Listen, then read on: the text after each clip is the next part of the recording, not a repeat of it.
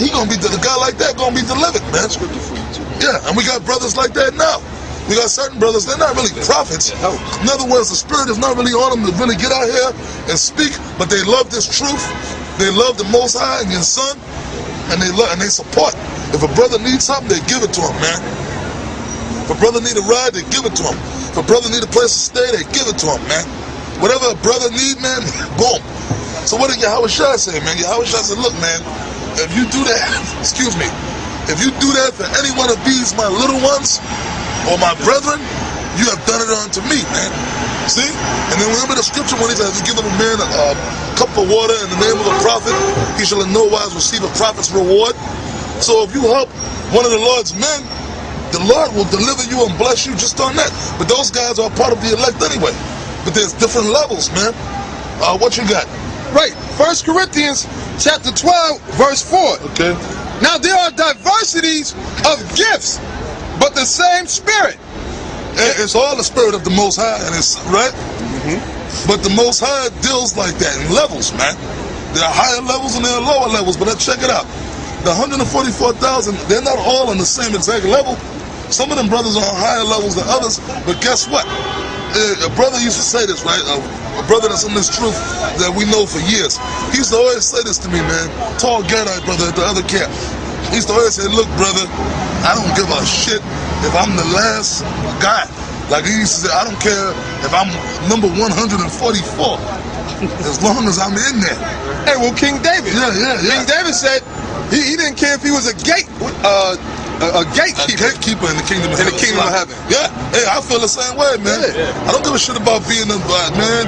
Just let me be the last guy online, man. Right?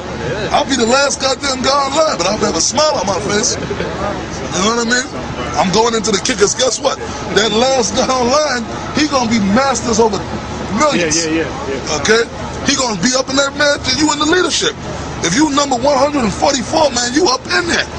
You up in you up there. You understand? Hey, read on. Right.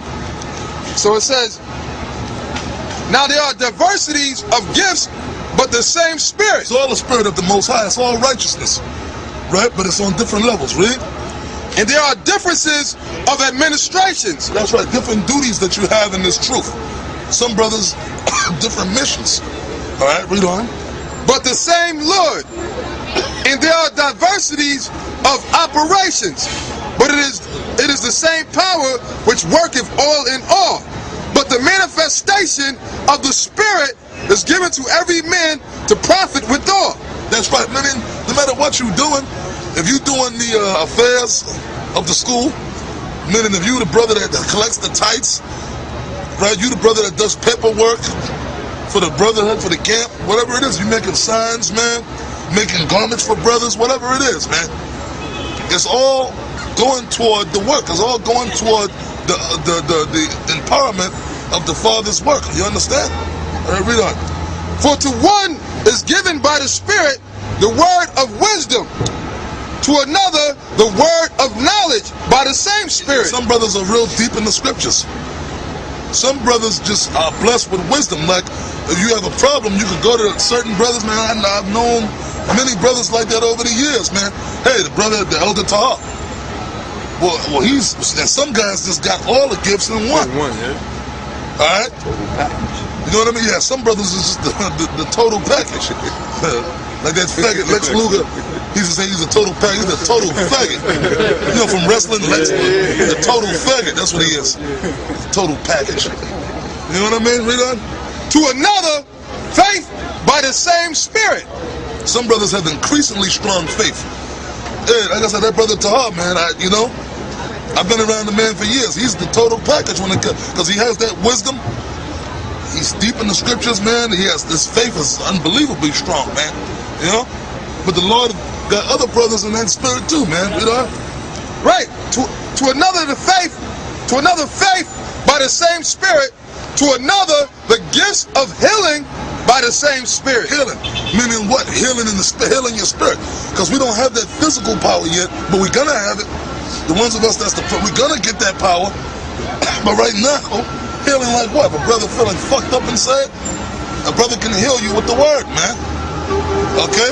Brother, because once your spirit is down, and a brother talk to you in the scriptures, man, and make you feel built up afterwards, man. When them demons plague on you and jump on you, which I'm pretty sure them demons are messing with y'all brothers, there are different levels on that, right? Satan come at you on different levels too. He'll come in your subconscious mind, try to make you think you're going crazy.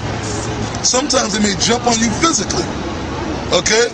He'll mess with you, brothers have been through all kind of shit in this truth, man. And you brothers are going through it now. I know y'all are. That's why y'all out here, man. Them demons will fuck with you, man, and they will ride you. Satan will ride you, man, and take you to the edge. And the Most High will let it happen to build you up. If you're really one of His men, hey, man, the Lord gotta toughen you up in this thing, make you battle worthy. You understand? And then that strengthens your faith and strengthens your knowledge, because when Satan come at you, you gotta battle Satan with the scriptures. So you gotta always be in the scriptures studying. You gotta always be praying, sometimes fasting. It's a spiritual battle, man. I'm telling you, brother. Satan, man, then rode me over the years so hard. Them demons used to mess with me years ago, man. Boy, and then like you can actually feel it, like a yeah, you know it, like pressure in your brain. Those are demons actually in your goddamn mind, man. Satan would just ride, and you be trying to battle with him, man, and you feel like you're losing. And then Satan, whatever the demon is, have you almost convinced of whatever it is they're trying to convince you of, right? But then, but the Lord will still keep you, man. The Lord, the Lord is in you to fight back. To fight back. Hey, brother, I gotta tell you, I use my own person. When I first came in this truth, right? When I first came in this truth, I used to Satan used to fuck with me. He used to try. You would make me think I was an Edomite, which is completely satanic. I don't know if some of you other brothers have gone through that. Yeah. My demonic mother said, oh yeah, your great grandfather, which I know he wasn't, but women are the devil. Because when I came in this truth, I told her the white man's a fucking devil. You can't say that because your great grandfather, I think, was a white man. My fucking father, my family are fucking Seminole Indians. They don't look like Negroes. You understand what I'm saying? They're light skinned with straight hair, you know what I mean? So, but her mind, yeah, but he was, your great grandfather was kind of, how the fuck she know? She never met him. No, because when you look at your grandfather, you can tell he's light-skinned, he's got different features, and so I think he might have been a white man. You know what I mean? That was nothing but fucking Satan. But show you how stupid and dumb women are, right? But for whatever reason, excuse me, the Lord let that go down to test my faith. Hey, but Satan messed with me, brother, for years. I was convinced that I was an Edomite. But I stayed in the truth. And in my mind, I was like, well, hell, you know what? Fuck it, man.